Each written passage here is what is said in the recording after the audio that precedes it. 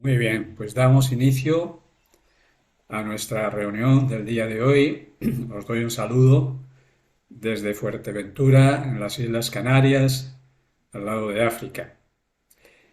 Y iniciamos con una presentación de que, bueno, todos somos jóvenes conocidos, ojobuelos conocidos, yo creo que nos conocemos todos, y sabemos del propósito de esta reunión, que forma parte de un proyecto de voluntariado de la que algunos habéis formado parte, Federico, Paco, otros que hemos estado por ahí por el ASAN, voluntariado de la red GFU. El voluntariado que estamos proponiendo es ir más allá de la forma. No es un voluntariado asistencial, porque para eso ya hay muchas organizaciones, para cubrir las necesidades básicas necesarias para las personas que están en problemas de supervivencia incluso, pero la idea nuestra es prestar herramientas o abrir herramientas para que cada uno saque adelante su propio proyecto de vida y no tenga que estar solicitando ayuda, que si es necesario pues la pedimos, pero preferiblemente cada uno sea autónomo, autosuficiente. Entonces, esas herramientas son las que vamos a ver hoy a lo largo de esto que llamamos Pratyahara, o el sentido de los sentidos. Esta imagen es muy gráfica, os sugiero que pongáis mucha atención a las imágenes, incluso más que a las palabras que yo os diga, porque las imágenes son más explicativas que a veces las palabras. Eh, el Pratyahara tiene que ver con la percepción sensorial y es interesante pues dónde ha derivado últimamente esto de los portales. Hemos oído hablar del 12 del 12 del 2012, que se abre un portal, eh, fechas que aparecen por ahí de vez en cuando y nos dicen que se abren portales. Probablemente los portales lo abre la intención de las personas, porque las fechas en sí pues son aleatorias, o sea, el calendario ha sido modificado muchas veces y el 12 del 2012 pues no coincide con una fecha real, ¿no?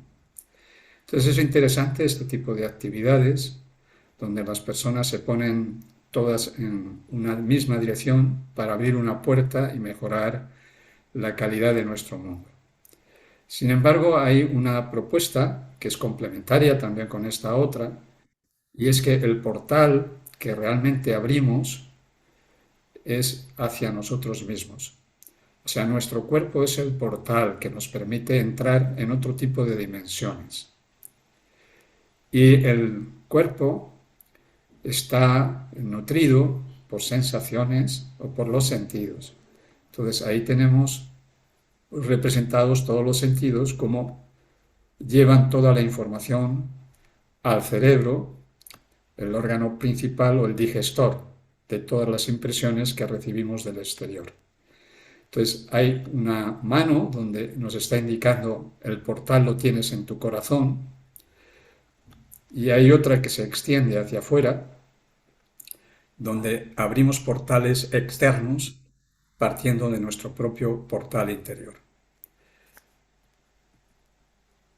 Vamos a saludar, como lo solemos hacer, entrando en materia del Pratyahara, con un mudra, que lo tenéis ahí representado, donde ponemos nuestras manos en el corazón, obteniendo la sensación de ese centro motor.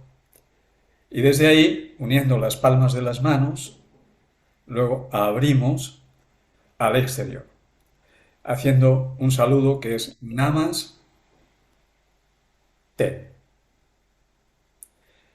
que quiere decir te saludo a ti desde lo más profundo de mí, te saludo a tu propio y profundo ser. Este mudra se llama Garuda Mudra. Entonces ya estamos aquí en el Pratyahara o la percepción de los sentidos hacia adentro, que implican el amor, cuando ponemos las manos a la altura del corazón, que une y también nos libera de nuestras propias limitaciones. El águila que vuela, Garuda Mudra. Bien, vamos a hacer una pequeña introducción antes de entrar directamente al Pratyahara, porque hablar del Pratyahara sin saber cuál es el propósito de nuestra vida, pues quedaría la cosa como un poco en el aire. ¿Cuál es el propósito, antes de nuestro propio propósito, el propósito de la creación? Algo que nos hemos preguntado todos, y esto es simplemente pues una propuesta, no es algo definitivo, es algo para cada quien lo elabore luego en su interior y obtenga sus propias respuestas. Es un planteamiento inicial. El propósito de la creación. La imagen que vemos aquí es muy significativa, que es la del yin y del yang. Pero es un yin y un yang que está en dinámico. Hay una parte estática y una que está en movimiento. Este es un logotipo, un mandala o un emblema que está representando el árbol sefirótico de la tradición cabalística. En la parte superior es el todo y es la nada. O sea, todo y nada viene a ser lo mismo, y ese todo y esa nada emana de sí mismo y lo hace a través de una vibración. Esa vibración es la que los yogis denominan Om.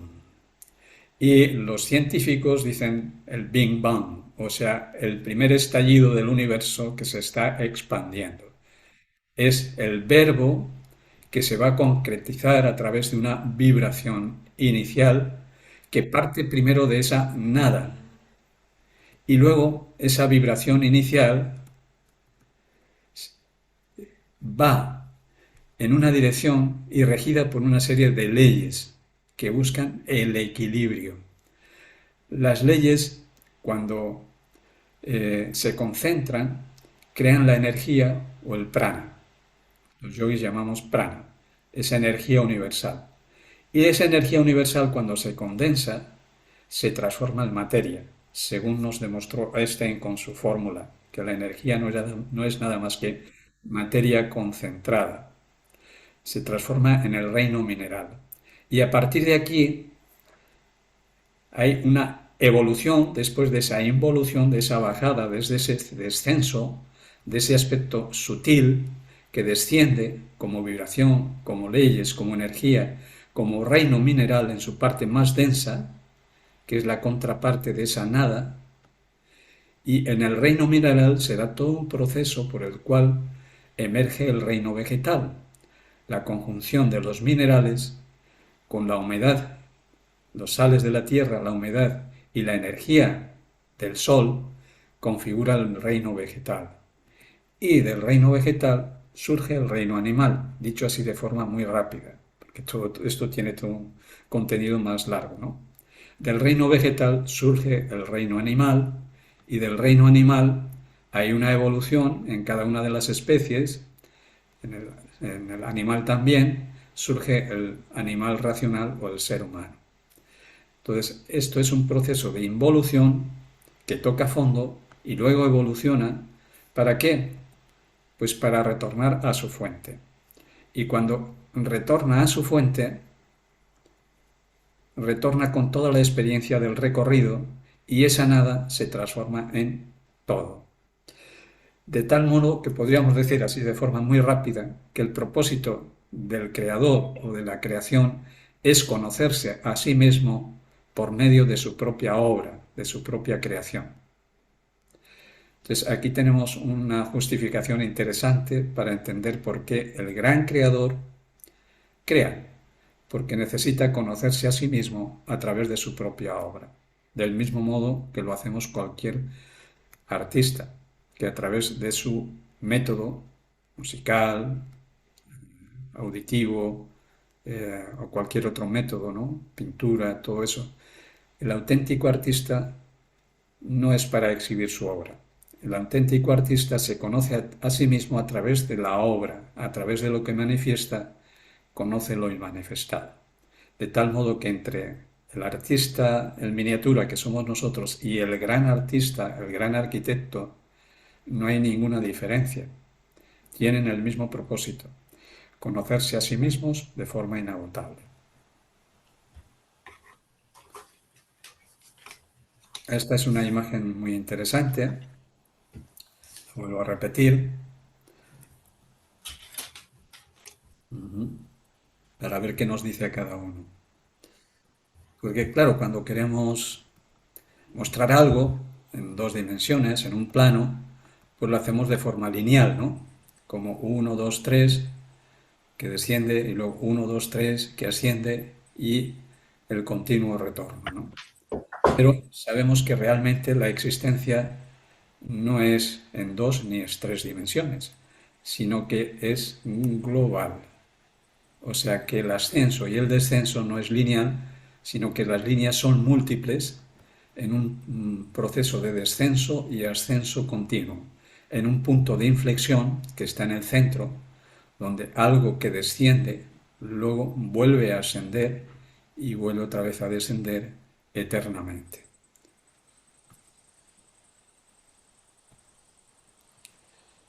Bueno, el propósito del gran creador, el propósito nuestro, ¿cuál es el propósito de tu vida, no? Tener hijos, hacer una familia, tener propiedades. Bueno, son propósitos en miniatura que necesitamos para la supervivencia propia y de la especie, ¿no? El instinto de supervivencia, de mantenernos vivos. Pero hay otro propósito que os planteamos dentro de este ámbito del yoga, el propósito del ser humano. Entonces, el propósito del ser humano es parecido a lo que hemos visto antes con respecto al gran creador. Hay una luz inicial y hay una sombra, lo que hablábamos antes, que decíamos el todo y la nada, la luz y la oscuridad están unidos. Y esa luz inicial desciende, o sea, se recubre de materia. La luz se hace inferior. Y aquí hay una palabra que aparece que a veces nos da un poco de susto. Luz y fer, la luz que se hace inferior. El mito de la caída, de la gran luz de Lucifer. Y esa luz que se hace inferior tiende de nuevo de regresar otra vez a su fuente. Hay una caída, un descenso y hay un sistema evolutivo de voluntad, evolución. Lo relacionamos con voluntad de ascenso para retornar otra vez a la luz, a la fuente. Entonces, de la nada, o de esa creación inicial, surge Adán a través de la creatividad, dándole la vuelta a las letras. Nada a Dan. Entonces, Adán es el prototipo del ascenso o de la creatividad que nosotros como seres humanos aportamos a la creación para nutrir a la luz. O sea, venimos de la oscuridad, de la nada, nos hacemos inferiores, o sea, la luz se oculta dentro de la materia y de nuevo esa luz emerge de la materia para a través de un proceso de creatividad mejorar la creación y aportar luz al gran creador. O sea que tenemos una gran misión en la vida, de aportar el fruto de nuestras experiencias a la creación para enriquecerla.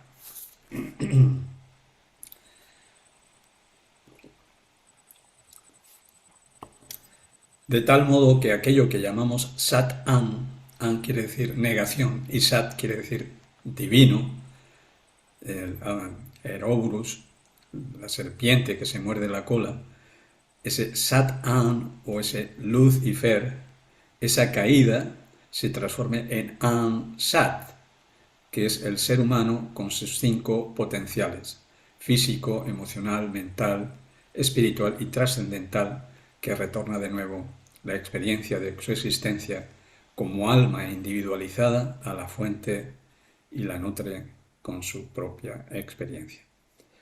Entonces aquí tenemos una explicación del porqué de nuestra propia existencia. Alimentar a la gran existencia. Y todos los seres de luz nacieron de la oscuridad, o sea, de la nada. Aquí tenemos también la representación gráfica de los yogis, Kundalini, que está representado por ese termómetro, ese mercurio que asciende por el canal central, Kundalini, equilibrando la fuerza de la energía Yin o de la energía Ida y la energía Yang o la energía Pingala. Esas dos fuerzas, cuando circulan en esta dirección, generan una tercera fuerza o un potencial de ascenso hacia la luz que los yogis estudian en profundidad a través del sistema de los chakras. Primer chakra, Muladhara; segundo chakra, Svadhisthana; tercer chakra, cuarto chakra, chakra del corazón, el central; quinto chakra, sexto chakra y el séptimo chakra.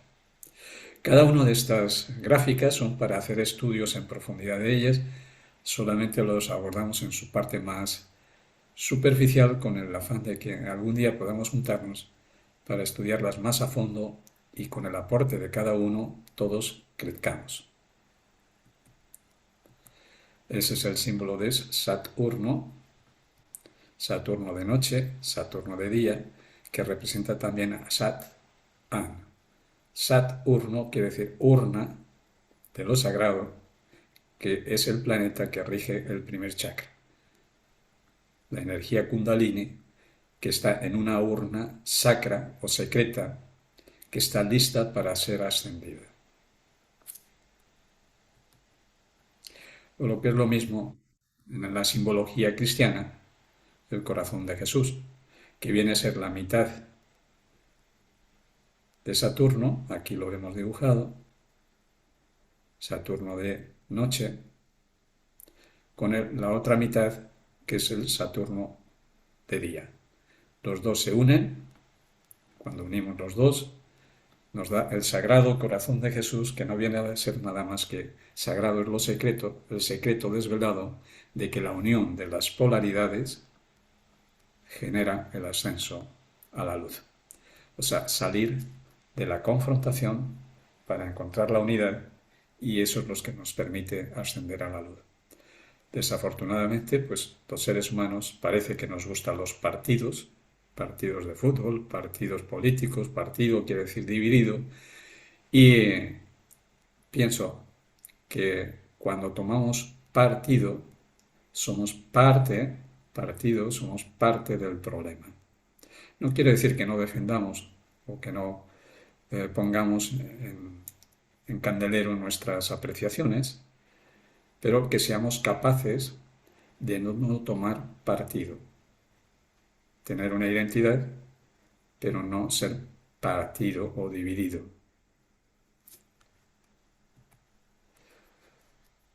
Todos hemos estudiado algo en las escuelas, en los institutos, algo sobre Platón y la caverna de Platón. Entonces, habitualmente, esos partidismos nos alejan de la luz del sol o la luz del fuego, ¿no? Y la caverna de Platón es un mito que Platón nos lo hace gráficamente muy accesible. O sea, normalmente estamos de espaldas a esa creación o esa luz, y lo que vemos son proyecciones de sombras. Entonces, no estamos viendo la realidad, estamos viendo, mejor dicho, la verdad, estamos viendo la realidad, estamos viendo lo relativo, estamos viendo sombras. Y lo curioso es que esta imagen es muy gráfica, es que los que estamos ahí estamos esclavizados a esas sombras, y además discutimos entre nosotros sobre las sombras. O sea, discutimos entre nosotros de algo que no es cierto, lo cual es doblemente, pues doblemente raro, ¿no?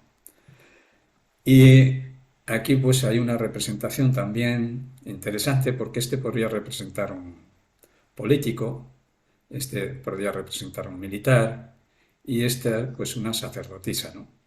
O sea, cómo a través de la política nos venden la libertad, pero es una sombra de la libertad. A través de la milicia nos venden el valor, la fuerza, el nacionalismo, ¿no? Pero es una sombra. Y a través a veces de la religión, pues también nos venden algo que no es verídico, sino que es también una sombra. Entonces se trata de ir más allá de las sombras de la política, del poder, tanto militar como religioso, para encontrar por nosotros mismos esa luz saliendo de la caverna, dejando de estar elucubrando sobre cosas ilusorias. Para eso se necesita, pues, nacer de nuevo y utilizamos un método de aprendizaje en ese nuevo nacimiento donde vamos más allá de las tesis y anteponemos una antitesis para llegar a una síntesis, o sea, salimos de las polaridades de si será un cuadrado o será un círculo, la sombra que proyecta este volumen, cuando este volumen no es ni un círculo ni es un cuadrado. La síntesis es que es un volumen, es un cilindro. Con esa famosa frase que dice, conócete a ti mismo y conocerás a los dioses, ¿no? Conócete a ti mismo más allá de la polaridad, yendo a ese ojo único que es un triángulo, la polaridad está con relación a los dos ojos. Entonces la unidad es el ojo único, aquel que ve la unidad, que es ese sexto chakra, que es la intuición. Entonces conocerás a los dioses. ¿Y qué son los dioses, verdad? Bueno, ¿qué es Dios? Bueno, esa es una pregunta que vemos más adelante. Bueno, ese método que estamos viendo parte de esto mismo, estudiar a la naturaleza, estudiar el entorno, estudiar a otras personas, otros conceptos, otras ideas, como beben las aves. ¿Cómo beben las aves?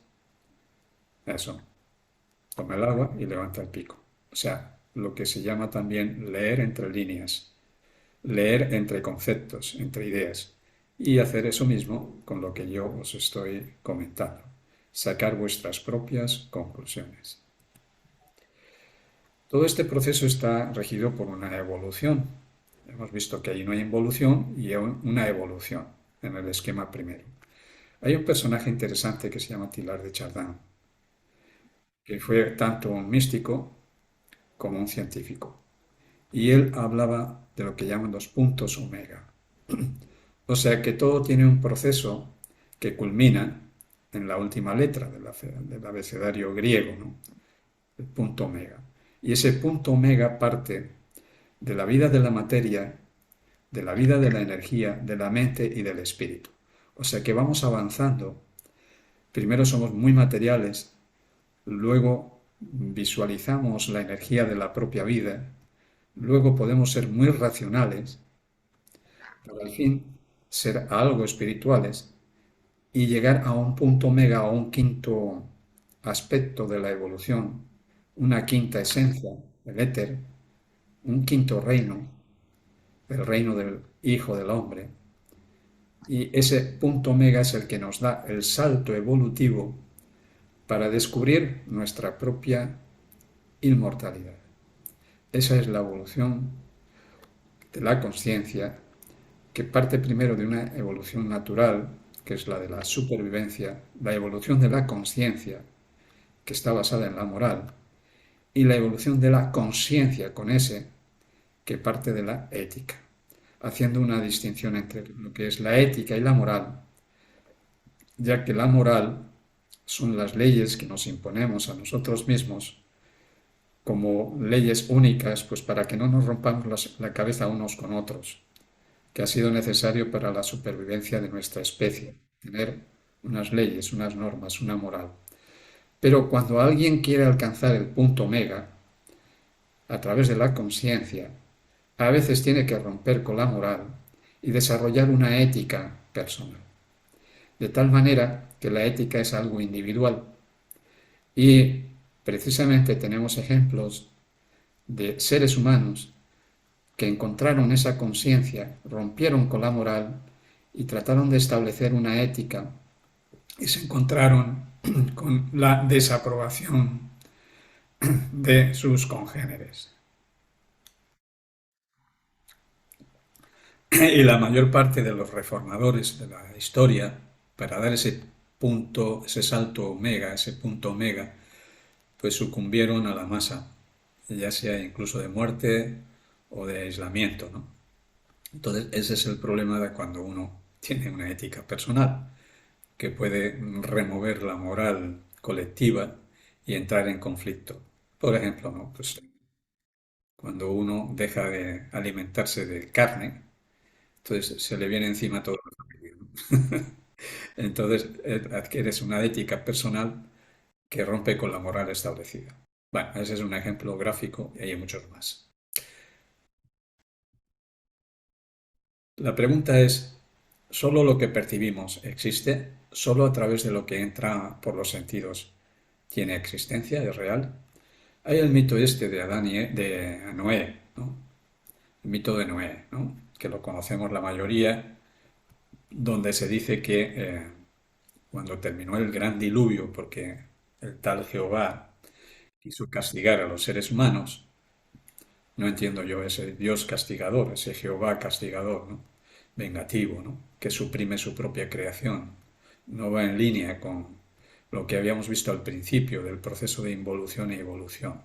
Es como si se hubiera equivocado, ¿no? No existe el error, existe la experimentación. Nadie se equivoca, todos experimentamos, y mucho menos el gran creador. Entonces, bueno, se arrepiente y entonces crea un gran diluvio para acabar con la mayor parte de la especie humana, menos de unos cuantos que son los elegidos, ¿no? El pueblo elegido. Los elegidos, ¿quién son los elegidos? Todos somos elegidos por el mero hecho de nacer. No hay un pueblo elegido. Hay individuos que se van eligiendo a sí mismos. Bueno, en definitiva, el mito de Noé es que cuando termina ese gran diluvio, pues Dios pone en el cielo un arco iris como una especie de símbolo a través del cual dice Dios, dice Jehová, me arrepiento y para que veáis que ya no volveré otra vez a hacer esto sobre vosotros, un Jehová que se arrepiente, raro también, pues pongo este símbolo del arco iris en el cielo. Entonces, pues normalmente el arco iris, ahora que tenemos la ciencia a favor, nos dice que surge por los fotones de la luz del sol cuando inciden sobre una gota de agua, sobre un cristal, se descomponen y aparece el arco iris. Entonces, esos reyes siempre han existido. ¿Qué quiere decir? Que el arco iris siempre ha existido, incluso antes de Noé. Pero lo que ocurre es que nos están hablando de ese punto omega o de ese salto evolutivo, al menos a nivel visual, donde un animal es capaz, primero ve en blanco y negro y luego da un salto genético o lo que sea, da un salto en su evolución y comienza a ver en color. Es como cuando ocurrió el invento de la televisión, ¿no? Que solamente la veíamos en blanco y negro y ahora la vemos en color y llegará el momento que la veremos tridimensionalmente, en color y en tres dimensiones, ¿no? No solamente en dos. Bueno, pues este es el mito de que los sentidos solamente captan aquello de que lo que estamos preparados para poder captar. Pero no quiere decir que no existiera antes, solo que nosotros no lo veíamos. Así ocurre con todo. Hay otro ejemplo muy gráfico sobre, bueno, sobre el enamoramiento, ¿no? ¿Qué quiere decir enamoramiento? Enamoramiento. Enamoramiento.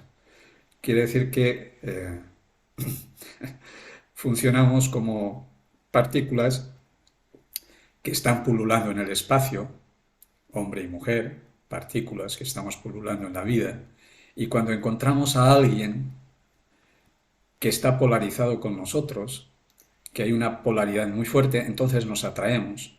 Por muy distantes que estemos, al final nos acabamos atrayendo. ¿Para qué nos atraemos? Pues para intercambiar partículas. Y comenzamos a intercambiar partículas y todo es fabuloso porque estamos en el intercambio, estamos en esa atracción que nos posibilita dar un sentido a la vida porque estamos intercambiando. Pero ¿qué pasa en el intercambio? Que llega un momento que se neutralizan. O sea, llevamos la polaridad positiva a lo negativo a lo positivo, y aclavamos los dos, el positivo o el negativo. Entonces ya no tiene sentido la atracción, y es cuando viene el divorcio, ¿no? Bueno, por eso decimos que enamoramiento, porque después del enamoramiento es cuando hay que construir el amor. O sea, seguir nutriéndose individualmente cada uno para mantener su polaridad activa y poder seguir nutriendo al otro. Entonces el enamoramiento funciona así, es como este juego de niños, ¿no? Uno es un cuadradito y el cuadradito, cuando ve el cuadrado, hace ¡pac! Se engancha en el cuadrado y dice perfecto, ¿no? O un triángulo, ¿no? Como este juego de niños. Así funciona también el olfato y los sentidos. O sea, distinguimos aquello que tenemos registros internos. Cuando no hay un registro interno, viene un olfato y no lo distinguimos.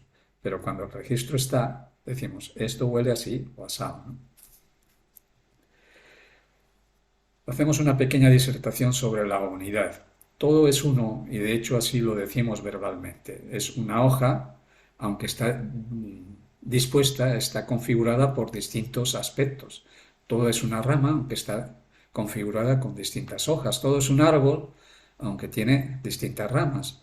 Todo es un bosque, aunque tiene distintos árboles. Todo es un planeta, más bien una redondeta, ¿no? No es plana, o una esfera, un globo terráqueo, ¿no?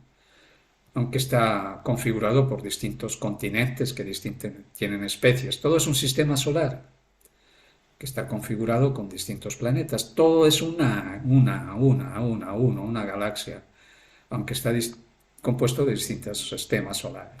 Todo es una super galaxia, todo es un universo. Es uno y es diverso. Que podríamos decir hoy, ya también la ciencia dice que el universo no lo tendríamos que estudiar a través de la física, sino a través de la biología. Qué interesante esto. Estudiar el universo no como medida, peso, la física, lo físico, sino como algo vivo, algo biológico, algo que tiene conciencia de sí mismo. ¿Cómo puede ser que el universo sea un ser pesable, medible, que no es consciente de sí mismo y nosotros sí? La pequeña individualidad que tiene conciencia, no todos, ¿verdad? Pero tenemos conciencia de nosotros mismos, y ese gran universo donde nosotros hemos crecido no la tiene. Qué raro. Bueno, también existe un origen, pero no existe un origen. ¿Qué fue primero, el huevo o la gallina, no? Algunos dicen, bueno, de la gallina, del huevo sale la gallina, esa gallina pone un huevo y sale el pollo, ¿no? Entonces, primero fue el huevo o la gallina, ¿no? Y algunos así simpáticamente dicen, no, primero fue no, el gallo. Pero el gallo también salió de un huevo, ¿no?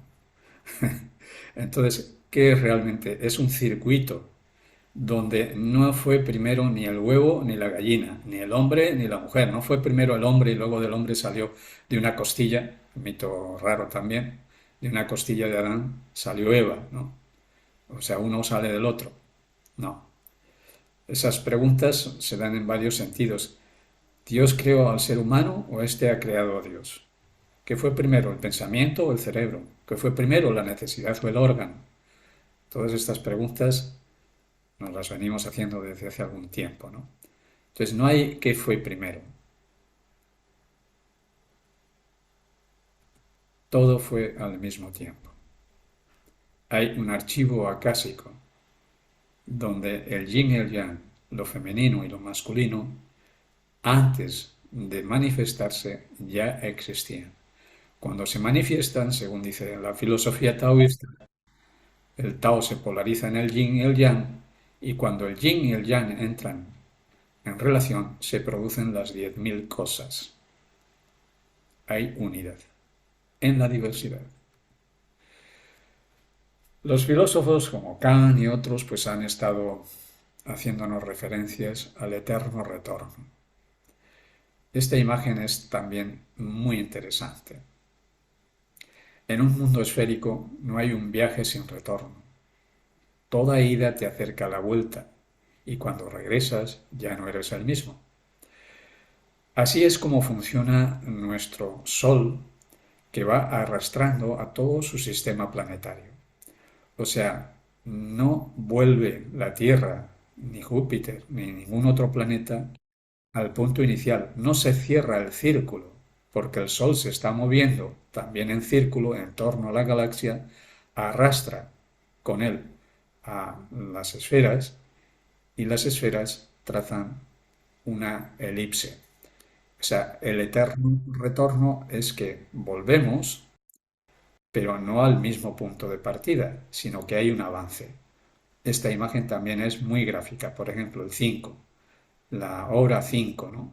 Siempre la hora 5, pero siempre va apareciendo nueva hora 5. Esto, que en palabras queda un poco pobre, con la intuición llegamos a entenderlo mejor.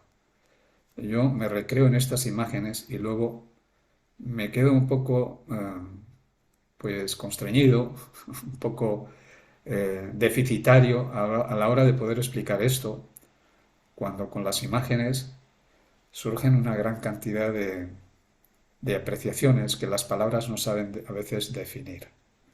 Sugiero que hagáis esto con las imágenes para que saquéis vuestra propia intuición de las cosas, más allá de lo limitado que yo os estoy contando. Materia y energía, agujero negro, quasar, contraer, expandir, oscuridad, luz. Todo es una misma cosa en distintas polaridades. Por ejemplo, aquí tenemos la representación artística de una galaxia donde un agujero negro absorbe, es como una gran inhalación de la galaxia, absorbe y luego excreta, una gran inhalación y una gran exhalación.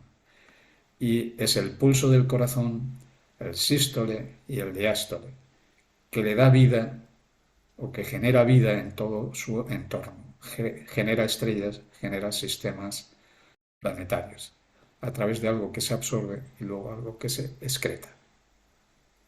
Esto que ocurre con la galaxia ocurre con nuestro globo terráqueo. También tiene un cinturón, el cinturón de Van Allen, donde la energía sube por un polo y desciende por el otro, ¿no? Polo norte, polo sur. Y tenemos también con relación al espacio. El espacio, ¿qué es el espacio? Hay un espacio, hay otro espacio, hay otro espacio y todo espacio está dentro de otro mayor. Una ley que se llama la ley de conjunto de conjuntos. Entonces el espacio es infinito hacia lo grande y hacia lo pequeño. Así funcionamos también nosotros, como una galaxia. O sea, una energía que asciende, desciende y genera esto, que es un toroide. Esto también es una figura geométrica que llamamos toroide, que lo vamos a ver más gráficamente a continuación. Qué imágenes tan preciosas, tan ilustrativas. Bien, aquí nuestro amigo, ¿no? El de los pelos de punta. Este, con su famosa frase, entre otras. La oscuridad no existe. La oscuridad es en realidad ausencia de luz. Esto puede tener varias interpretaciones. Voy a comentaros alguna. Cuando decimos existe, estamos hablando de algo visible. Cuando decimos no existe, es porque no lo vemos. Volvemos otra vez al mito del arco iris de Noé. No quiere decir que algo que no veamos no tenga su propia consistencia. Pero cuando lo vemos, o sea, cuando lo vemos es porque algo se recubre de luz y decimos que existe. Entonces, la oscuridad no existe, coexiste o cohabita, junto, existe, colocar fuera. O sea, la oscuridad es algo invisible y es donde germina la luz. O sea que la luz se nutre de la oscuridad. Igual que un cuásar, del agujero negro emerge la luz. La oscuridad, de la oscuridad emerge la luz. Fijaros, de la oscuridad del primer chakra, cuando lo elevamos, emerge la iluminación. O este otro, este es muy simpático, porque estamos viendo cómo crece una semilla. Nosotros ponemos una semilla bajo la tierra, que es la oscuridad, y esa semilla lo primero que hace es meterse hacia abajo y crear una raíz. Y de la raíz emerge la semilla a la luz. Si no tenemos una raíz potente, no podemos levantarnos para recibir la luz del sol. Somos como esas plantitas. Si no nos arraigamos bien en el chakra raíz, en todo lo que tiene que ver con la materia, no nos podemos elevar para recibir la luz del sol, porque estaríamos sin raíces, estaríamos sin karma, estaríamos sin sustento. Los alquimistas nos dijeron lo mismo hace muchos años, que del plomo surge el oro. El plomo con material denso, oscuro, surge el material luminoso a través del fuego, el atanor. ¿Qué es el atanor? Nuestro propio cuerpo, nuestro portal que vimos al principio. El portal que nos permite traspasar el mundo oscuro al mundo luminoso. Pero para eso hay que meter el fuego en el atanor, el fuego o kundalini, el fuego de kundalini. También hay esta cosa tan interesante de los diamantes que son capaces de hacerse traslúcidos a la luz. ¿De dónde provienen? Del fondo de la tierra. Algunos dicen que del carbón, ¿no? O este otro ejemplo del toroide que estamos viendo ahí, que funciona de este modo. O sea, el Sol, con su sistema planetario, va generando una energía en su entorno que propicia la gravedad. La gravedad es esto, el toroide este. O sea, si el Sol está aquí en el centro, está generando en su entorno ondas, como gajos de naranja, ¿no? Emite ondas, emite partículas y genera una gravedad en su entorno que abarca todo el sistema planetario. Todo el sistema planetario hasta el último de los planetas, Plutón o cualquier otro planeta que haya en su exterior, está sometido a la gravedad del Sol. Y la gravedad del Sol funciona de este modo y mantiene unido el sistema a través de dos fuerzas. Una fuerza de expansión y una fuerza de contracción. Expande y contrae. Y a raíz de esa expansión y esa contracción, de esa liberación y de ese amor, mantiene unido todo el sistema. Una fuerza centrípeta hacia afuera y una fuerza centrífuga hacia afuera y una fuerza centrípeta hacia adentro. O sea que la gravedad sí existe.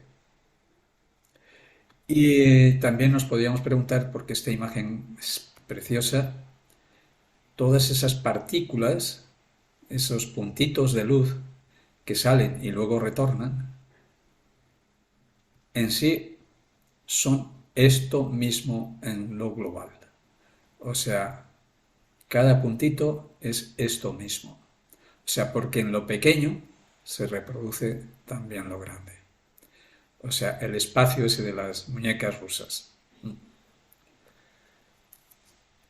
Bueno, pienso que esto nos puede hacer pensar mucho. Entonces, ¿qué es la materia oscura? Es donde germina todo el potencial que luego se va a manifestar como luz. O sea, todo esto podríamos decir que, y en muchas más formas, están latentes en la materia oscura. Y esa materia oscura, cuando se recubre de luz, entonces es la que da a luz, o sea, nos permite ver las formas, que serían múltiples formas, ¿no? Formas toroidales, formas elípticas, esferas, todas las formas posibles. Están latentes en la oscuridad.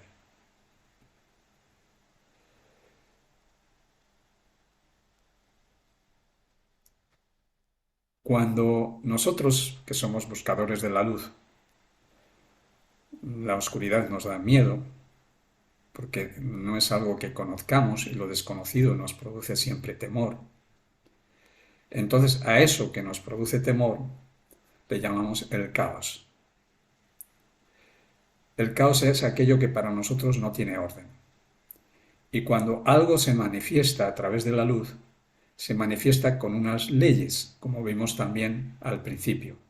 Primero hay una vibración y luego hay unas leyes. Entonces, cuando todo está ordenado, nos produce cierta seguridad y por eso siempre pues, buscamos crear leyes, ¿no?, humanas, para tener cierta seguridad de lo que sí y de lo que no. Entonces, las dos cosas juntas, el caos y el orden, es lo que busca un iniciado. No solamente el orden, sino también el caos. Esto puede parecer algo sorprendente o raro, pero esta palabra une esas dos cosas, el caos y el orden. Caórdiga, el caos y el orden unidos. O sea, caos y orden, no solamente orden, sino también aceptar el caos. Cuando no aceptamos la oscuridad, nuestra propia oscuridad, no podemos hacer luz, porque de la oscuridad, del caos, surge el orden y el orden también nos catapulta al desorden. O sea, aquello que llamamos anarquía, ¿no?, el desorden, ¿no? Pero para que podamos trascender e ir hacia el caos o la oscuridad, tenemos que vencer el mito del que hablábamos, del desorden o el mito del, perdonar, que hablábamos al principio, de querer tenerlo todo bajo control, bajo dominio y no permitirnos ir más allá, fluctuar. Todo cuanto la mente humana pueda pensar ha existido, existe o existirá. Si no, no lo podríamos racionalizar. Es una frase para tranquilamente darle vueltas.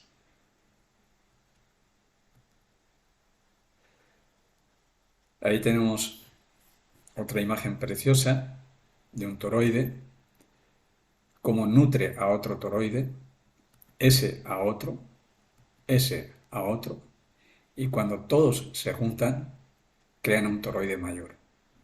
Y ese toroide mayor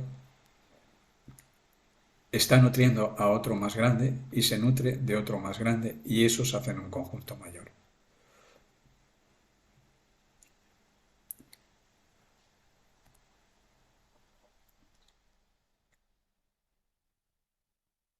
El caos en la oscuridad y el orden en la luz.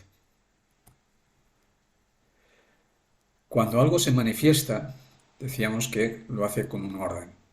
Vamos a hablar un poquito de ese orden en nuestra vida cotidiana y lo vamos a abordar a través de algo muy simple que se llaman los 7 principios herméticos. Entonces, esos 7 principios herméticos, estos están pequeñitos, ¿no? Es el de mentalismo, correspondencia, vibración, etcétera, ¿no? Causa, efecto. Entonces, son por los que se rige el mundo de la luz.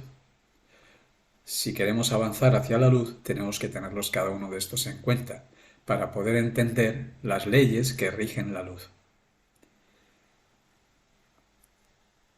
Hay bueno, en el credo cristiano se dice que Cristo subió a los cielos y descendió a los infiernos. También tenemos el mito griego del descenso al Hades. Mm.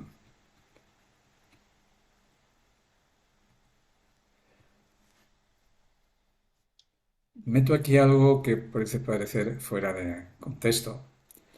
Se habla dentro de la Orden del Temple de que había una regla visible para los que se iniciaban, una regla a la luz de los iniciados. Pero también se habla de otra regla oculta o secreta de la Orden del Temple. Y los que están en esta búsqueda quieren encontrar esa regla secreta del Temple, ¿no? Incluso creo que se han inventado por ahí alguna. La idea es que esa regla secreta nunca, seguramente, nunca va a ser encontrada porque no existe. ¿Y por qué no existe una regla secreta para los que ya tienen un tiempo de iniciación dentro de la orden? Porque no la necesitan. O sea, la regla es para los que se necesitan poner ciertos límites para que no nos rompamos la cabeza, como cuando somos niños y necesitamos que el padre nos ponga límites para que no nos fundamos y nos electrocutemos metiendo el dedo en el enchufe, ¿no? Entonces hay que poner ciertas barreras, ciertos límites. Pero cuando el niño crece, si le seguimos poniendo reglas, deja de crecer. Entonces se acabaron las reglas para el que no las necesita. Hay todo un proceso de evolución dentro de la iniciación, donde se culmina, primero hay una serie de reglas, en un grado, luego en otro grado, hasta un sexto grado, y en el sexto grado ya no hay reglas. No quiere decir que vaya a hacer lo que le dé la gana, o sí, pero lo que vaya a hacer ya va en línea con la creación. O sea, no es alguien que va a obstaculizar el proceso de ascenso de la luz y no necesita una regla. Y a eso le llamamos caos. Y a eso no lo podemos entender cuando alguien se comporta de un modo determinado y le ponemos el título de que es alguien que es del demonio, de la oscuridad, de Satanás, ¿no? Es, eh, ¿Os acordáis, no? De la historia del Cristo que lo acusaban de ser hijo del diablo, ¿no? No hijo de Dios, ¿no? Porque hacía cosas que para ellos eran oscuras en aquella época, ¿no? Bien, ya vamos aproximándonos porque todo esto pues es como una introducción. Nos vamos aproximando al origen y el propósito del yoga. Tenemos aquí una estatuilla que es también tridimensional, ¿no? Que es Shiva, Nataraj, como un mandala un gráfico que está representando muchas cosas, pero lo voy a sintetizar porque aquí entra en juego la danza, que está en movimiento. La danza no puede ir sola, siempre te irá acompañada con la música y la plástica o en un escenario, en un determinado ambiente, ¿no? Entonces, las tres artes que tienen que ver con lo kinesético, con lo auditivo y también con lo visual, ¿no? Entonces, ¿qué quiere decir esta representación? Está Shiva, a través de esa práctica, de estas tres prácticas, está danzando sobre un enano y rodeado de un fuego, de un círculo de fuego. Entonces, el fuego representa la transmutación, el enano está representando el olvido y Shiva está danzando sobre el enano, acompañado de la música con un tamborcito, de una luz, de una llama y otro serie de símbolos que veremos por ahí, ¿no? Entonces, la representación nos está diciendo que nosotros somos Shiva, que tenemos que destruir, que Shiva representa la destrucción en la mitología hindú. Tenemos que renunciar a lo que nos es conocido para volver, para vencer al enano del olvido y darnos cuenta que en realidad somos inmortales, somos dioses. Esto es lo que está representando la danza de Shiva, Shiva Nataraj, o el rey de la danza. Todos estamos en esa posibilidad. Y de hecho, algún día todos llegaremos, como dijo también el gran maestro, por muy alejados que anduvieran nuestros pasos, todos llegaremos. Dentro del yoga hay como dos tendencias, una que es la vedántica y otra es la del yoga en sí, el yoga antiguo, el yoga que no es vedántico, es el yoga de los primeros yogis que son anteriores a los arios. Los arios invaden la India, traen sus propias creencias, son adoradores del fuego y esas creencias están basadas en un sistema patriarcal. ¿eh? Está regido por Brahma, ¿verdad? Vishnu y Shiva. Entonces son la triunidad vedántica con todo su conocimiento muy interesante, ¿no? Entonces, este sistema patriarcal está basado en que la vida es maya, es una ilusión, y crea un sistema de castas o una religión, y la solución nos las ponen para después de la muerte. O sea, en vida nada se puede hacer, solamente con tus buenos actos, con tu buen dharma, vences el karma y después de la muerte alcanzas el paraíso. La vida es miserable, no tiene contenido en sí misma y es un estadio infantil, lo estoy poniendo un poco drástico, no es tan así la cosa, ¿no? Es un estado infantil, ¿no? Donde está basado en la creencia, en la revelación, o sea, un sistema que ha sido revelado a los grandes rishis, a los grandes sabios, y no te queda más remedio que creer en las escrituras, que dogmáticamente están escritas y no se puede cambiar ni un punto ni una coma. No lo estoy diciendo en plan despectivo, porque esto tiene su razón de ser a lo largo de la historia, ¿no? Sin embargo, este es un estadio infantil.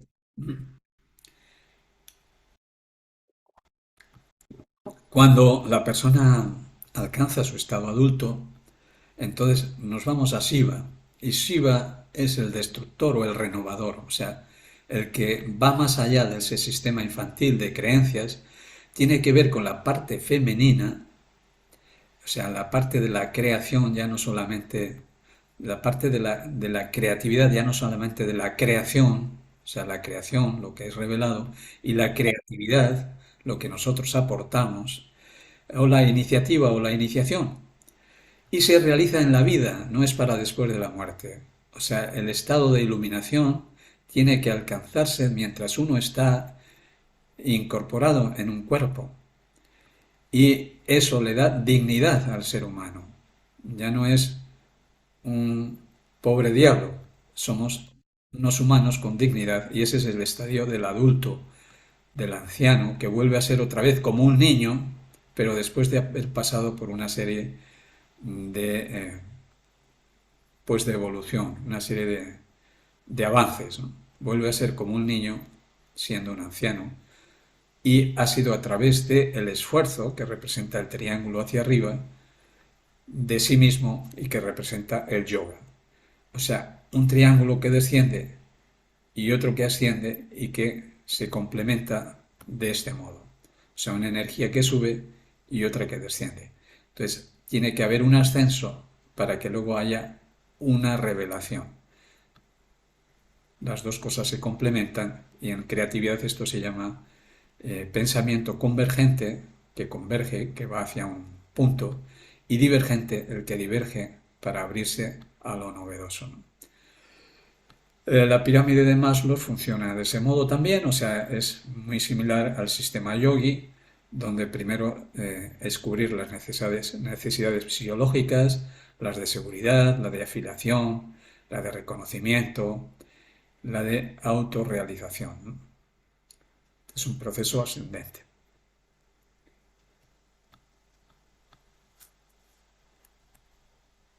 Esto lo voy a pasar rápido, lo estudiamos más a fondo en la formación de instructores de yoga, que es el yoga donde se sitúa dentro de la tradición hindú. Hay seis aspectos dentro de los sistemas ortodoxos de la India que están aquí reflejados, unos de tipo místicos, otro de tipo racional y otro de tipo práctico. Entonces el yoga dentro del ortodoxo es lo práctico que enumeran los darsanas o los 6 darsanas, y el Sankhya es la filosofía de lo práctico del yoga. El yoga no tiene un sistema filosófico, se basa en el Sankhya para entender el proceso práctico, el proceso teórico, ¿no?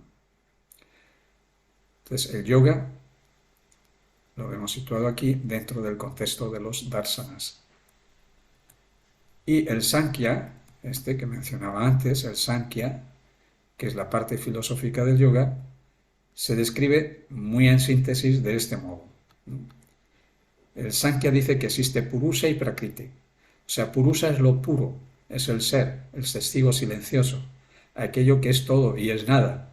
Y Prakriti es la materia donde el ser se ha enfundado y se ha oscurecido dentro de la materia. Esto es Matrix y esto es la búsqueda de nuestro tesoro dentro de Matrix, ¿no? El ser. Para que podamos adquirir una conciencia del ser dentro de la materia, el Sankhya dice que hay 3 elementos en juego. Un comportamiento tamásico, un comportamiento rajásico y un comportamiento sátvico. O sea, nos brinda una serie de prácticas. Tamásico viene de tamas, el griego, muerte. Representa la masa, el instinto. Lo rajásico es la energía, o sea, la energía que nos permite insuflar fuerza para la evolución, o sea, la pasión por el progreso, lo rajásico. Y por último es lo sátvico, que representa la luz, la sabiduría. Entonces nos propone un tipo de alimentación que no sea tamásica, o sea, que no parta de la muerte del instinto de otro ser vivo, de los animales. Que también tengamos una alimentación que no nos perjudique la energía, o sea, drogas, café, estimulantes de todo tipo que nos mantengan nerviosos y en la búsqueda constante de impresiones, ¿no? Y que la alimentación sea lo más frugal posible y sea de la toma directa de la luz, o sea, de las plantas.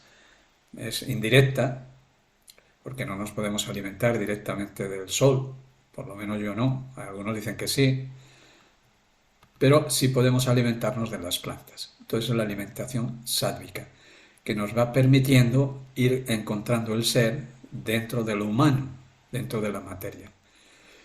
Y nos propone que hay 5 vertientes de nuestra parte humana, que es la materia, Anamaya Kosa, la energía, la mente y la conciencia, para llegar a Ananda Maya Kosa, que es la felicidad o ese 5.º elemento, ¿no?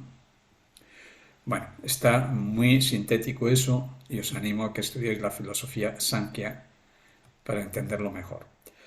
Vamos directamente ya al yoga con Patanjali y el Ashtanga Yoga o el yoga hasta quiere decir 8, angas quiere decir partes, el yoga de las 8 partes que no tiene nada que ver con el Ashtanga Yoga ese que han acuñado en Estados Unidos, ¿no? Sino el Ashtanga Yoga original o el de los 8 pasos de Patanjali, ¿no? Y en el primer versículo Patanjali nos propone lo que es el objetivo del yoga y luego el medio de llegar a realizarlo. Dice Yoga Chitta Vritti Nirodha, que se traduce así básicamente. Yoga es la unión, es poner orden, Nirodha, a las modificaciones de la mente. O sea, la mente está como un mono dando botes para un lado para otro, que le está persiguiendo un tigre, que además le ha picado una avispa y además se ha emborrachado con una planta alucinógena, ¿no? Entonces, eso es una representación muy gráfica de nuestra mente. Es un mono dando saltos para todos lados, sin orden ni concierto. Entonces, la primera propuesta del yoga, según Patanjali, es que pongamos orden a nuestra mente. Chitta es la mente y Vritti son modificaciones, ¿no? Y nos crea todo un sistema para poder llegar a realizar esto. Un sistema que requiere de tiempo y de espacio, o sea que es las dos cosas que nos propone la alquimia. Cronos, tiempo, y el crisol, el espacio. El crisol es nuestro propio cuerpo, es nuestro portal para que nuestra mente esté tranquila, sin tanta modificación. Bien, pues el Astanga Yoga, que parte de estas 8 propuestas, de estas 8 partes, cada una de ellas es una vía para encontrar esa quietud de la mente. Las actitudes éticas, los hábitos regulares, la disciplina física, el equilibrio de la energía vital a través de la respiración y educar los sentidos. Todo esto es lo que se llama la parte externa del yoga, que conduce a la parte interna, a la concentración, la meditación y el estado de serena felicidad, a lo que se denomina Sanyama. El Sanyama es la parte interna y todo esto es una preparación para acceder a la concentración, a la mente, la meditación y el estado de felicidad. Entonces lo que vamos a estudiar, teóricamente por lo menos, es lo que se llama el Pratyahara, o sea, cómo educar nuestros sentidos para el propósito de llegar a ese estado de serenidad, que vemos como el Samadhi o el punto último. En los textos tradicionales hay 3, el Hatha Yoga Pradapika, Yeranda Samhita y el Astanga Yoga de Patanjali, que es el que acabamos de mencionar. En el Yeranda Samhita se menciona el Pratyahara, ¿no? Y nos dice cómo tener éxito en esta práctica. Y Patanjali pues también nos anuncia ahí de forma muy sintética y aquí de forma mucho más concreta, en el Yeranda Samhita, ¿no? Pratyahara. Pues si queréis acceder a esos textos, pues aquí lo tenéis, plan sintético, en el Yoga Sutra de Patanjali. Pratyahara dice que es la retracción de la mente de la actividad sensorial que los sentidos imitan. Bueno, las traducciones hay que verlas comparativamente para poder entenderlas. Es, en definitiva, como llegar a tener un control, una maestría sobre los órganos sensoriales. En el Yeranda Samhita se extiende un poquito más, pero más o menos nos viene a decir lo mismo.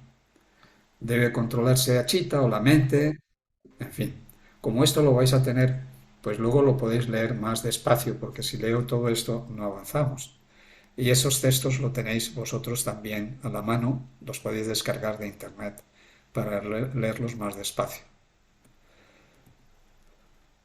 Sintéticamente podríamos decir que el yoga ha ido evolucionando desde el Tantra Yoga, que es el yoga ancestral, el yoga primordial, que tiene que ver a veces con el aspecto del chamanismo, el Gatasta Yoga, que es la preparación física del yoga,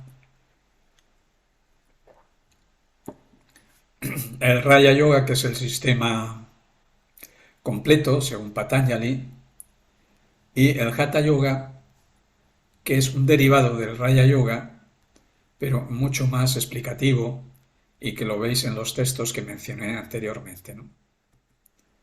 Esto es del siglo IV antes de Cristo, lo de Patanjali, el siglo IX después de Cristo, ya el Hatha Yoga de nuestra época. Y lo que nosotros estamos proponiendo en la escuela a la que estamos adheridos, que es el yoguismo, es hacer una tesis, una antitesis, una síntesis, una matesis de todos esos yogas ancestrales, ¿no? O sea, estudiar los textos primeros, sacar nuestras propias conclusiones con los contenidos actuales de la ciencia para hacer una síntesis entre lo tradicional y lo novedoso que va apareciendo, hacer una síntesis y luego ponerlo en práctica para ver si funciona. La maestría de la matesis, la materia, ponerlo en funcionamiento.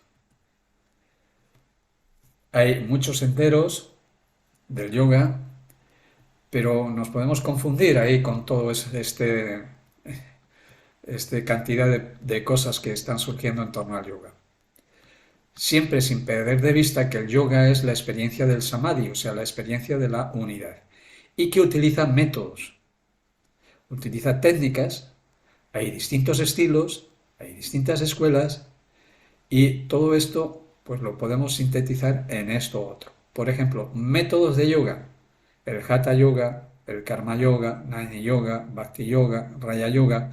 O sea, un método es algo que contiene en sí todo lo necesario para alcanzar el Samadhi. Entonces, esos son los métodos. El Raya Yoga sería como el método que une todos los demás. Pero cada uno de ellos, por ejemplo el Bhakti o el Nani, el del conocimiento o el de la devoción, son vías directas que pueden llegar al Samadhi, ¿no? Es un método completo. Ese método se apoya en técnicas. Por ejemplo, el Hatha Yoga, las técnicas que tiene son las asanas, el pranayama, el pratyahara, que es el que estamos abordando, etcétera, ¿no? Y luego hay estilos que corresponden a escuelas concretas. Hay el estilo Iyengar, el estilo Sivananda, el estilo nuestro, que es el de síntesis, el de yoguismo. Y dentro de todo ese contexto hay especialidades.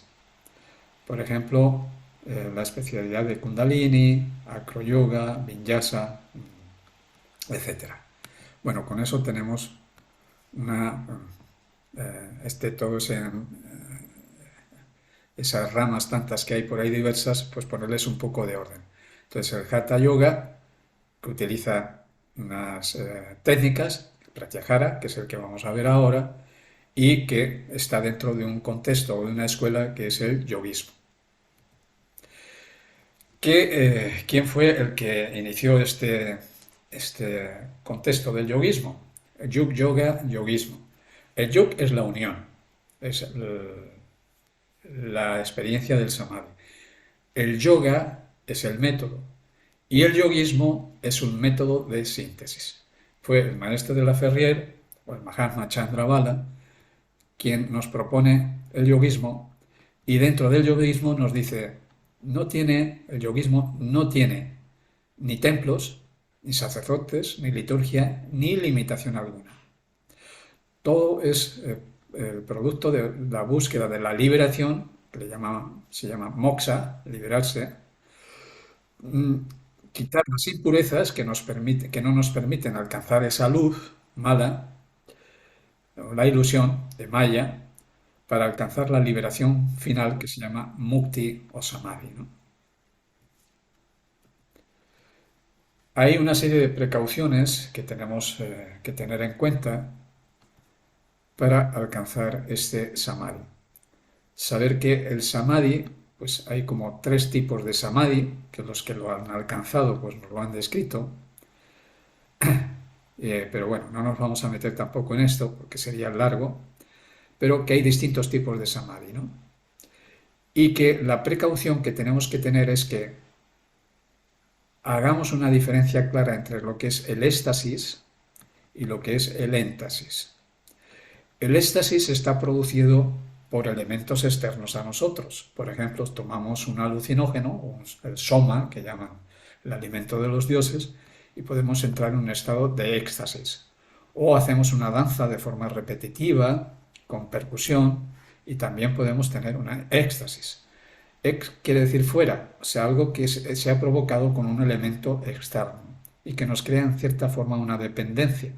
Eso también lo puede hacer un maestro, que te ponga la mano en la cabeza y entres en un estado de éxtasis. Pero cuando te quite la mano, pues el éxtasis se derrumba, ¿no? Entonces, la idea es el éxtasis, o sea, es que provoquemos ese estado de iluminación quiere decir dentro de nosotros mismos y podamos acceder por nuestra propia voluntad.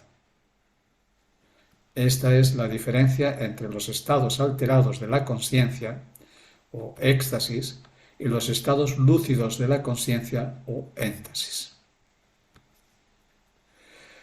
Por fin, pratyahara.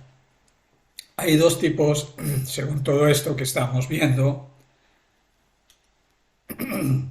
hay dos tipos de pratyahara. El de la disolución. Se diluye. Si se diluye, diluir todo, no tenemos nada más que hablar. Nos quedamos en blanco.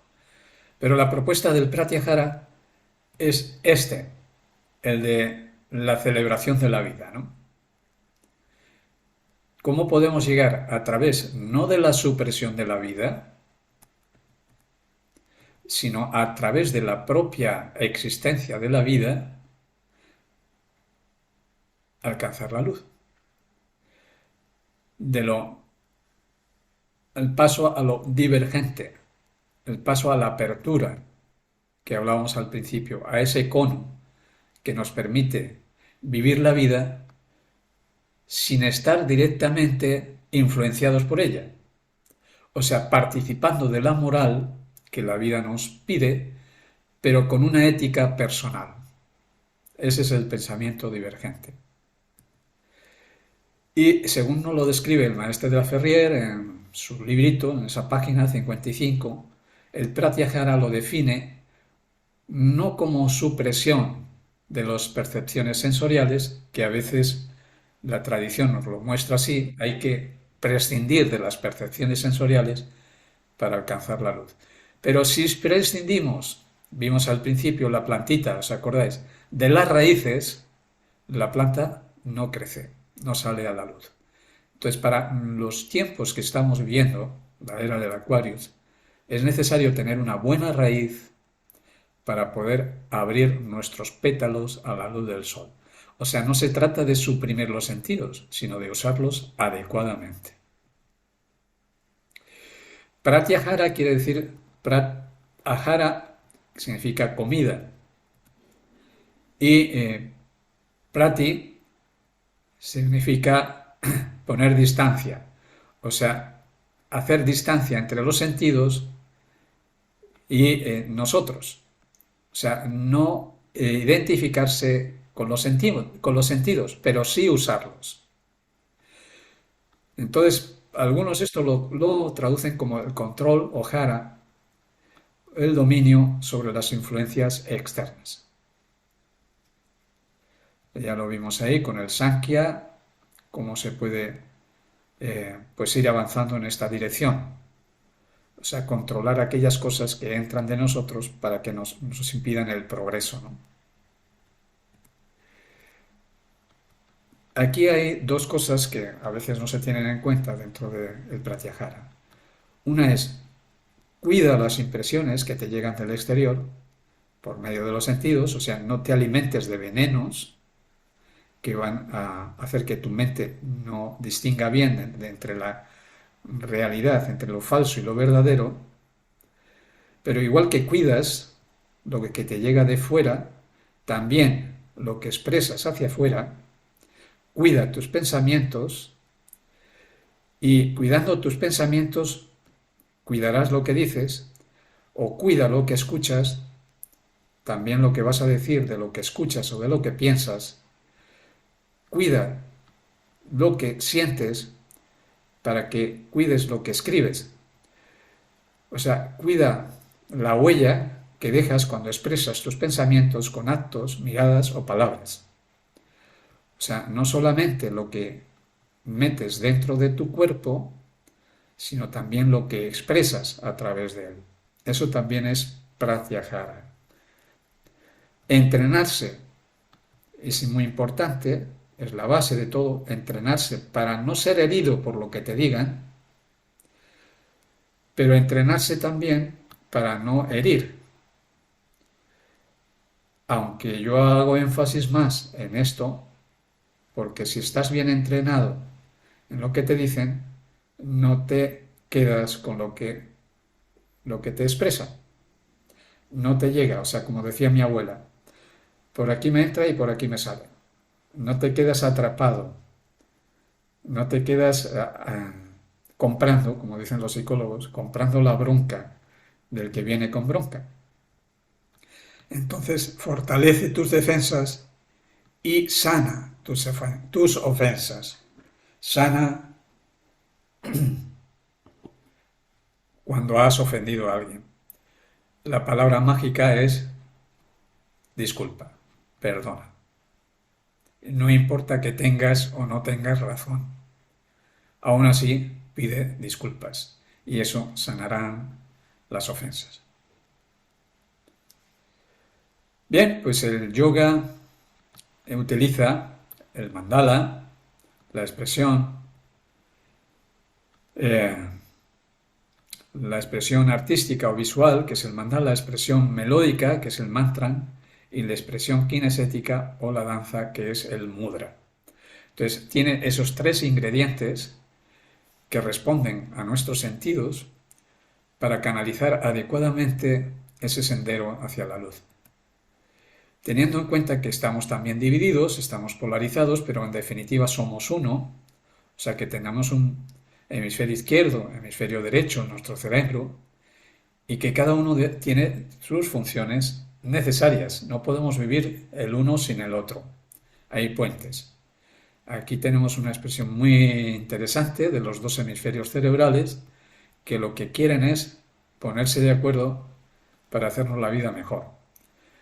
El concreto, el analítico, el preciso es el que crea la ciencia, el que nos hace vivir de forma más armónica con las leyes, es el que descubre las leyes y las pone a nuestro servicio. Y el otro hemisferio es el que nos procura de la intuición para que haya avances, para que haya progreso, ¿no? El que intuye. Hemisferio izquierdo, hemisferio derecho. Hay un pensamiento direccional que es egocéntrico, o sea que parte de un líder y todos le siguen.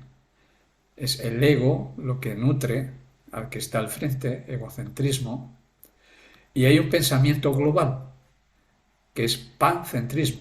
Pan quiere decir todo, quiere decir que cada partícula es un centro en sí misma. ¿Dónde está el centro del universo? Si el universo es infinito, el infinito tiene centro. El centro del universo infinito está donde hay un centro de conciencia. O sea, donde una partícula adquiere conciencia de sí misma y se liga a todas las otras conciencias, ahí hay un centro. O sea que el centro está en todas partes donde hay un centro de conciencia y no está en ninguna. Está en todas partes y no está en ninguna. Hay un ejemplo muy interesante, porque aquí estábamos hablando del espacio, ¿no? Donde está el centro, con relación al tiempo. Este es el globo terráqueo y estos son los usos horarios. Entonces, alguien va y dice, todas las horas son al mismo tiempo. Y entonces uno llega y dice, bueno, aquí estoy en Europa y son las 8 de la tarde. Aquí estoy en México y son la 1 de la tarde. ¿Cómo que todas las horas son al mismo tiempo, no? No, hay un uso horario y no es cierto. Pero eso sí es verídico cuando estás situado en un uso horario, efectivamente. Pero cuando te sales del globo terráqueo, o sea, cuando tu conciencia se eleva más allá del condicionamiento del uso horario, te vienes a la luna. Entonces, de la luna puedes decir a estos dos que están discutiendo entre sí, que es esta hora o es esta, y los dos tienen razón y al mismo tiempo no. Puedes decirle, desde aquí todas las horas son al mismo tiempo. O sea, ahora mismo todas las horas son. Aquí en Fuerteventura es una hora, en la península es otra, en Francia es otra, en México es otra, en Costa Rica es otra, pero todas horas están siendo al mismo tiempo. ¿Magia? No, simplemente un salto en la forma de visualizar. Bueno, alguien incluso hizo modelos de cuadrantes más precisos, hizo cuadrantes no solamente hemisferio izquierdo, hemisferio derecho, sino que hizo 4 partes, ¿no? El frontal, el posterior y, bueno, esquematizó todavía mucho más las funciones, donde se localizan las funciones de cada una de las partes del cerebro, ¿no? Hay, hay un hemisferio izquierdo y un hemisferio derecho, pero al mismo tiempo los cuadrantes frontal y posterior, ¿no? Ajá.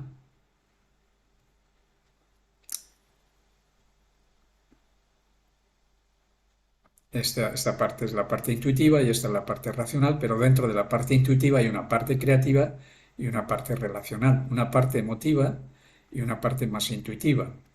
Dentro de lo racional hay una parte que es más precisa, más concreta, y hay un lugar donde están los procesos que son más conservadores, normativos, estructurados, detallados, ¿no? Bueno, eso ya es como meterse a fondo del fondo. Bien, pues vamos con los sentidos. Tenemos tres sentidos, los visuales, los auditivos y los kinestéticos, que incluyen el tacto, el gusto y el olfato. Todos funcionan por contacto. Contacto. Y esos tres sentidos externos tienen tres sentidos interiores.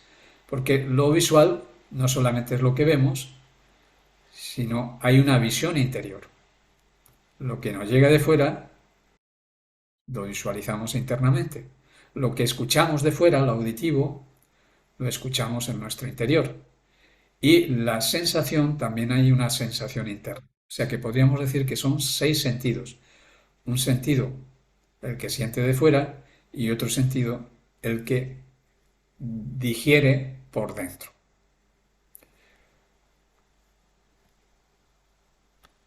Todos están basados en esto. No hay sentido de los sentidos si no hay atención. O sea, si estamos distraídos, no hay posibilidad de captar nada. Y el yoga es todo el instrumento para desarrollar esa atención. Esto es algo que vamos a hacer presencialmente cuando estemos en San Martín de Valdeiglesias, porque vamos a hacer prácticas, por aquí es difícil hacerlas, para distinguir tú si eres más visual, más auditivo o más kinestético, ¿no? De todas formas, esto va a estar aquí para que podáis hacerlo por vuestra cuenta luego. Es una especie de test donde tú te puedes ir respondiendo si eres más tendente en la A, en la B o en la C. Esta pregunta, ¿no? Cuando estás con un profesor, pues atiendes más por lo que escuchas, eh, por lo que ves escrito en una pizarra o una imagen, o te aburres y esperas que te digan algo para hacer, ¿no? Entonces aquí ya vas distinguiendo, ¿no? Auditivo, visual, kinestético. Entonces vas poniendo el A, el B o el C y así vas respondiendo todas las preguntas para que tú puedas pues tener una noción al menos pequeña, una noción de, bueno, de la tendencia que tienes, ¿no? Y a raíz de esa tendencia, pues optar cuál es tu canal que tienes que fortalecer o el que te puede servir para entender mejor las cosas. Podéis hacer una práctica con las personas cuando terminemos esta pequeña charla y veréis que funciona. Preguntarle a alguien, por ejemplo, ¿cómo te fue en la última fiesta que estuviste, no? Por ejemplo, ¿no? Le preguntas a alguien y te fijas dónde lleva la mirada. Le miras a los ojos y atiendes. Entonces, si te contesta, cuando te va a contestar, dirige la mirada hacia arriba, es porque se va a acordar de algo que vio. O sea, el recuerdo que le queda a él es visual de la fiesta. Si dirige la atención hacia los extremos laterales, hacia los oídos, es porque se va a acordar de aquello que escuchó. Y si dirige la mirada hacia abajo, es porque se va a acordar de algo que sintió. Entonces os propongo que lo hagáis con alguien y os vais a sorprender de cómo va dirigiendo la mirada esa persona y distinguir qué prevalece en ella, ¿no? Bueno, el Pratyahara en la era que estamos ahora, que es la de Acuarios. Eh, Hay toda una columna de contraste. O sea, nuestros sentidos en la era anterior estaban basadas en el creer. Nuestros sentidos nos llevan al saber. El temor y el criterio. La moral y la ética. Y así podemos hacer columnas muy largas sobre nuestros sentidos, cómo estuvieron enfocados en la era anterior. Por ejemplo, en la era anterior, pues todo está basado en el misterio. En esta era es todo abierto a la luz. En la era anterior era creencia, en la era presente es desarrollar la tolerancia. En fin, la miseria de la era de Piscis y la riqueza que es factible en nuestra era. Es factible, lo único que falta es ordenarla, pero es factible. En fin, el juzgar, fuimos educados en el juzgar y no en el investigar, etcétera, ¿no? El maestre de la Ferrier nos propone un sistema que es el Tantra, que es la exploración de la vida o de la biofilia como método mágico para explorar el universo. Y el maestro Estrada, que fue su discípulo, tenía frases muy tántricas o muy de Pratyahara. Decía, la sabiduría de la aventura del vivir es, la sabiduría no es algo que uno venga cargando en el bolsillo. Eso genera fanatismo. Yo soy el poseedor de la verdad. La sabiduría no es algo que uno tiene. La sabiduría está en todas partes. Y lo único que necesitamos es verla reflejada en todo lugar, en toda persona o en todo momento.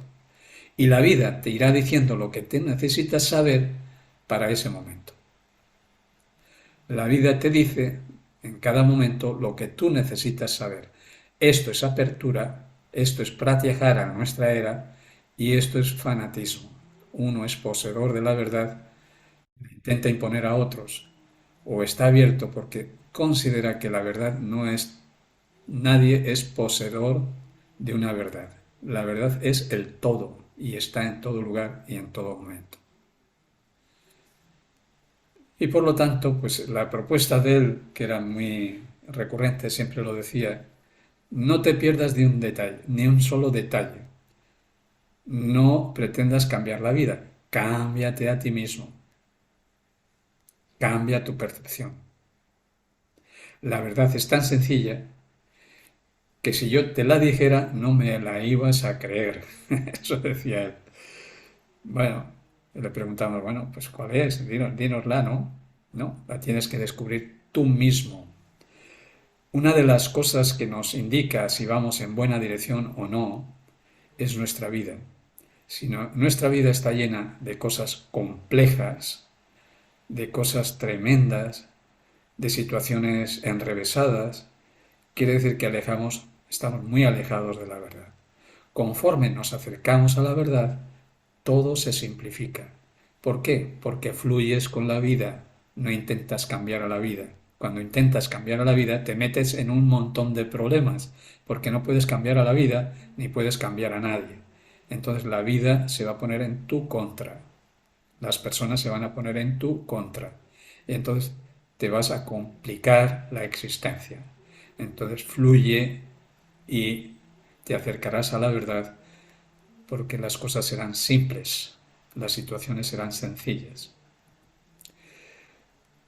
Bueno, esto ya lo hemos visto antes.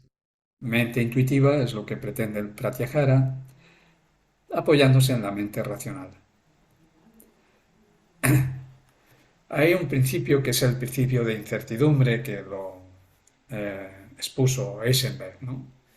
Y dice así, al mirar en un microscopio y ver una partícula, un fotón, una partícula de luz, ese fotón, cuando lo ves, lo estás arrancando de su medio y llega a nuestro cerebro por medio del ojo.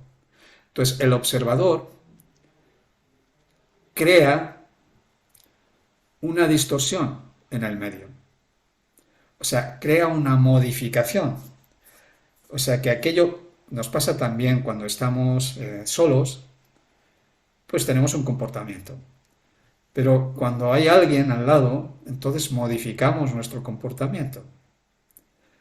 Entonces, modificamos aquello que observamos y si modificamos aquello que observamos, imagínate cuando te observas a ti mismo, ¿qué es lo que estás modificando?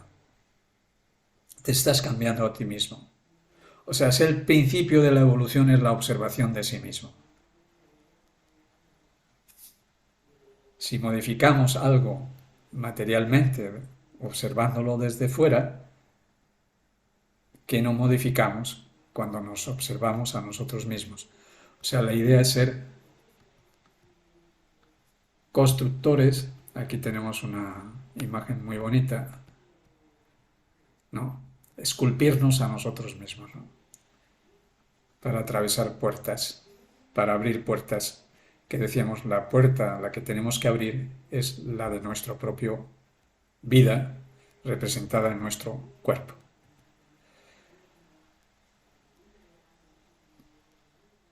El globo terráqueo tiene corazón, alma y vida. El globo terráqueo pulsa, vibra, es un ser vivo, es Gaia. Tiene conciencia de sí mismo. ¿Cómo puede ser que nosotros tengamos conciencia de sí mismo habitando este globo terráqueo y el globo terráqueo no lo tenga? O sea, él no puede producir algo que no tiene. ¿Y quién somos nosotros dentro de ese globo terráqueo?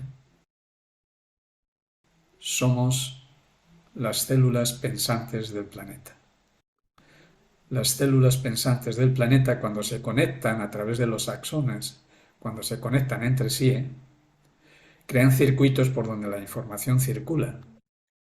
Pero cuando están desconectadas o están en pleito con otra célula, hay cáncer.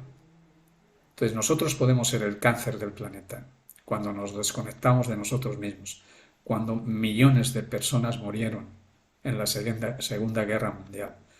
El planeta estaba enfermo.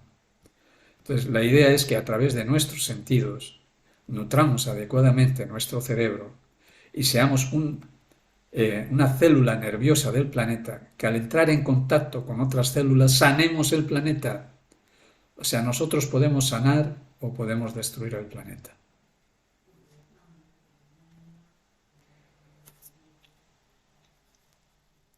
Esto lo estudiaremos un poquito más despacio en otra ocasión porque no quiero alargar mucho esta plática. Los niveles, los niveles de conciencia. Somos trinos, o sea, todos estamos divididos en tres partes. Brazo, antebrazo, mano, la mano, carpo, metacarpo, dedos. En la cabeza tenemos la parte donde está la boca, los orificios de la nariz y los ojos, la parte superior, etcétera, ¿no? Bueno, no me alargo en esto, si no, no termino. Bien, vamos directamente al Pratyahara con un aspecto más.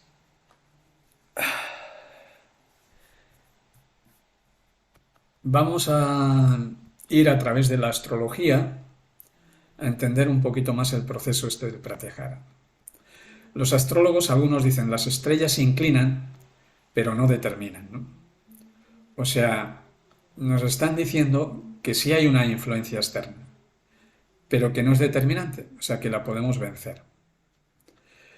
Entonces, el medio, claro que influye, ¿no? Entonces, el medio exterior, los astrólogos es el planeta, ¿verdad? Pero en las familias es el televisor, ¿no? Los medios de comunicación. Nos están influenciando. Directamente nos están diciendo lo que tenemos que pensar, lo que tenemos que comprar, lo que tenemos que sentir. O sea, somos esclavos, como veíamos en la caverna de Platón, cuando no somos conscientes de nosotros mismos, cuando no tenemos un criterio, cuando no sabemos seleccionar la información. El medio te influye. Ahora, la idea es que, además, no sea solo influenciable, sino ahora como en los medios de comunicación también, seas influencer, ¿no? Seas alguien que influye. Claro, que esos que influyen también influyen a los influenciables, ¿no? Es un circuito. Entonces, la idea es que influencies de forma positiva. O sea, que tú con tu acto, con tu conducta, con tu forma de ser, contagies a otros para que salgan del mundo de Matrix, del mundo de la ilusión. Por ejemplo, si miramos el movimiento este, mirarlo fijamente, verás la ilusión que crea cuando miras el zodiaco. ¿Lo ves? El zodiaco se mueve. No es cierto, no se mueve. A ver, vamos a hacerlo otra vez. ¿Qué cosa, no? Estás mirando ahí cómo se mueve esto, míralo fijamente. Y ahora mira el zodiaco. ¡Wow! gira en sentido opuesto. Bueno, esto no lo había visto yo antes. Me he quedado asombrado. Bueno, entonces la idea, el tercer factor es, ni eres influenciable, ni tampoco influyes. Simplemente quítate el in y fluye. No pretendas influenciar a otros, ni te dejes influenciar por los otros. Simplemente fluye en tu interior. Porque en lo global no hay arriba ni hay abajo. Todo es al mismo tiempo. Hay un astrólogo que me gusta mucho que me hizo entender un poquito esto. Eh, Dice, bueno, la astrología no es para predecir el futuro, ni tampoco para justificar el pasado, es para entender el momento presente. ¿Qué quiere decir esto? Que todo es al mismo tiempo. Entonces, las estrellas no están influenciando en los seres humanos. Lo de arriba no influencia a lo de abajo. Todo es al mismo tiempo. Entonces, si nosotros observamos lo de arriba, que es más grande y es fácil de observar, sabemos que está ocurriendo lo mismo abajo. Pero como podemos predecir el movimiento de los planetas, podemos saber las tendencias a futuro de lo pequeño observando lo grande. No sé si me estoy explicando. Si no me lo reclamáis luego. ¿Cuál es el propósito habitual de los seres humanos cuando estamos en ese estadio todavía infantil, ¿no? Es el de agrandar nuestro espacio vital por miedo a la supervivencia. O sea, es como un pez que está en una pecera pequeña y quiere irse a una pecera más grande, ¿no? Y es un salto constante de una pecera pequeña a otra más grande, de esa más grande a otra mayor, cuando en realidad esas peceras están flotando en el océano. Cuando llega un momento que nos cansamos de estar saltando de una pecera a otra y el cansancio mismo ya no nos da para el salto, caemos al océano, nos rendimos a la vida y encontramos que el gran océano siempre estuvo ahí. Esto lo veremos en las prácticas que haremos en el ASAN, los distintos tipos de o modelos de Pratyahara que hay. El de la gestión de los sentidos, el de la gestión de las acciones a través del Wu Wei, la gestión de la energía a través del prana y el último que es el no identificarte con las sensaciones.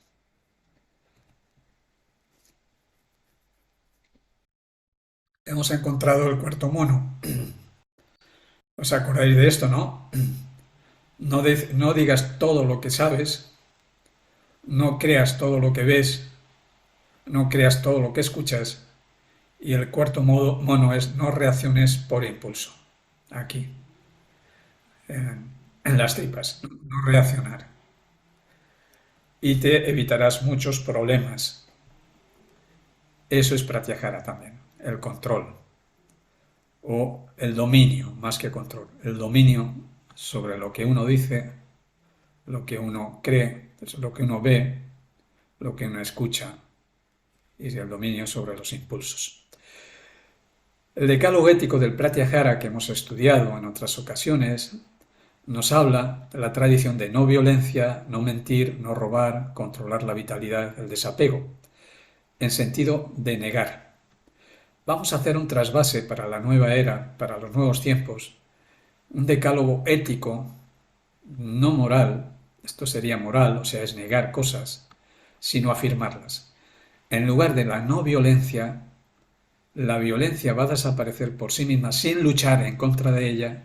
No es luchar, no violencia, no es luchar en contra de la mentira. Si creamos paz, la violencia desaparece por sí misma. Si gestionamos bien la verdad, desaparecerá la mentira. Y así sucesivamente. Respetar el esfuerzo de los otros y no habrá robo. El propósito de la vitalidad. Hay un propósito. ¿A dónde dirigimos la vitalidad? No es un control de la vitalidad, es saber hacia dónde dirigirla. Y el desapego es diferenciar entre lo temporal y lo que no tiene tiempo ni tiene espacio. Igual podríamos ir al Niyama con sus 5 propuestas. Y el Brahmacharya. El Brahmacharya, que está aquí, ¿verdad? El control de la vitalidad, el propósito de la vitalidad. ¿Cuál es el propósito? Brahma es el principio creador y Acharya es el discípulo de Brahma, o sea, es el que dirige toda su energía a estar en contacto con la creación.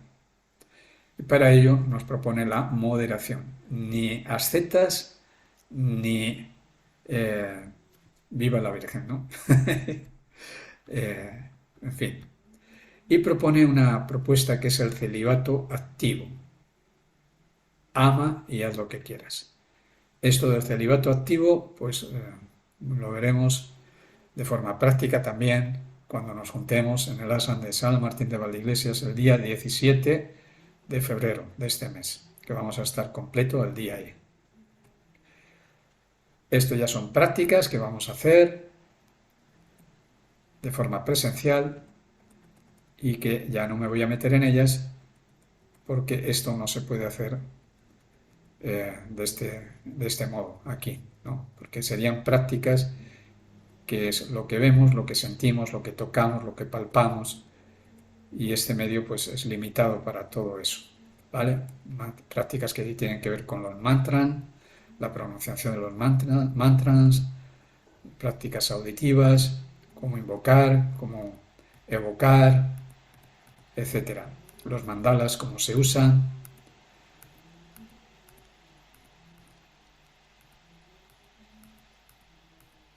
Los yentran, cómo se usa un yentran, cómo se usa un mandala, un mantra, un mudra, sueño lúcido, etcétera, etcétera, etcétera.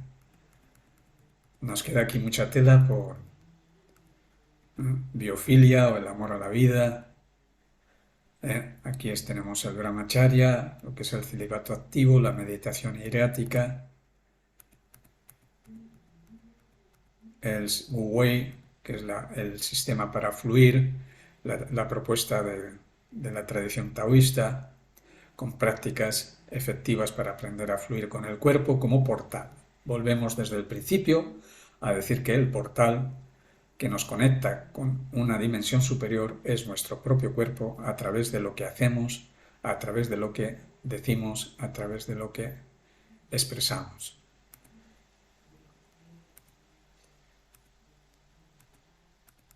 Bueno, son investigaciones que podemos hacer con el Pratyahara. Un día vamos al Escorial y hacemos Pratyahara en el Escorial porque hay una gran cantidad de simbología que nos da para mucho a través del desarrollo de una atención específica. Estos son cuadros que hay ahí que están transmitiendo mensajes tremendos. Y a través del estudio de las eras, de la astronomía, de la astrología. Aquí en el Assam, esto fue cuando nevó, pues tenemos este mandala también precioso. Y hasta aquí. Esto es lo que vamos a hacer el día 17, a la que estáis invitados, los que estáis cercanos, y los que no estéis cerca, pues si conseguís montar un grupito mínimo en vuestra localidad, pues yo me acerco y hacemos las prácticas en vuestro lugar, con mucho gusto.